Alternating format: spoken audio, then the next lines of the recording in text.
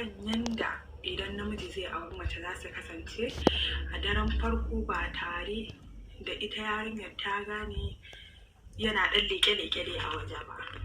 Yawwa, to abin da za a fara shi ne idan aka kawo maka amaryarka, to idan aka kawo maka ita dole dai abokanai za su rako ango cikin gida. In an rako shi, bayan sun fita za ku ɗan yi wa matarka dai magana dai waye da waye dai, sannan sai ku tashi ku je ku yi alwala ku yi sallah. To idan kuka yi sallah, to ana son je gaskiya ko yaya ne dai ku ɗan samu ku sa wa cikin ku abinci, saboda ka san zirga-zirga.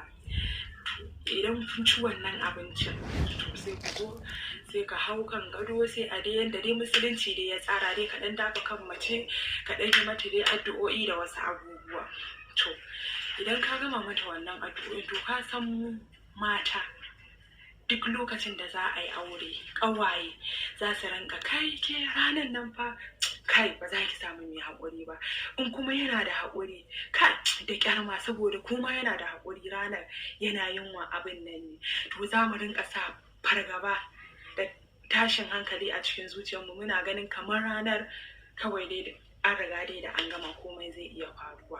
To kai kuma namiji ba wannan za ka yi ba. Idan kuka zauna a hankali za ka ce to kun kwaso gajiya, ki kwanta ki bacci mana. To idan ta kwanta tana kwanciya, sai ka ɗan rinka dai shafa ta dai, bari in miki tausa dai a hankali saboda gajiya. Kana ɗan mata tausa a hankali kana ɗan mammatsa ta, kana mata tausa kana yi mata tausa. To a lokacin ana ɗan shafa ta, kana shafa ta, to haka a lokacin sai ɗan bacci zai ɗauke ta. To wannan baccin yana ɗaukar ta, za ka ɗan fara kisin ɗinta dai haka a hankali. To kana fara wannan kisin ɗin nata za ta farka.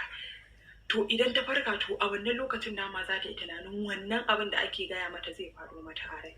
To ba fa dividing ɗinta za ka yi a ranar ba, saboda wasu a ranar da aka kai musu mace a ranar suke dividing ɗinta, ba a ranar ba. To a wannan lokacin da ka fara kisin ɗin nata, kana kisin ɗinta, kana sa ɗan yatsanka kana fingerin ɗinta, kana yi a hankali. To kana cikin yin wannan abin, kana ɗan hura mata iska a cikin kunnenta, kana ɗan tsotsan nononta haka a hankali kana shashafa ta. To a lokacin ita kuma za ta ji gaba ɗaya yanayin jikinta ya canja, kuma har wannan lokacin ba za ta yi sha'awa ka ba, saboda tana sa faɗuwa gaba a ranta. To a lokacin kar kai sex da ita, tsakanin cinyoyinta za ka sa gindinka a gurin, za ka rinka to a haka kana shashafa ta har sai ka yi releasing ka kawo.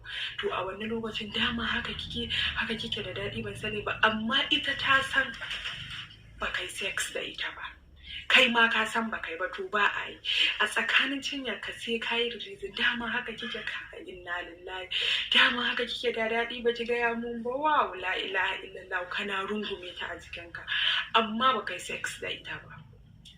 To a wannan lokacin za ta ce kai ashe abin da ake faɗa min ma ni ba haka bane ba. To za ta so ka shiga, ka ce to wannan in ya shiga ma ai babu wani abin, yanzu ma ga shi ni ban ma san ma ya maye ba, amma shi gani yake kamar ma ya shige ni.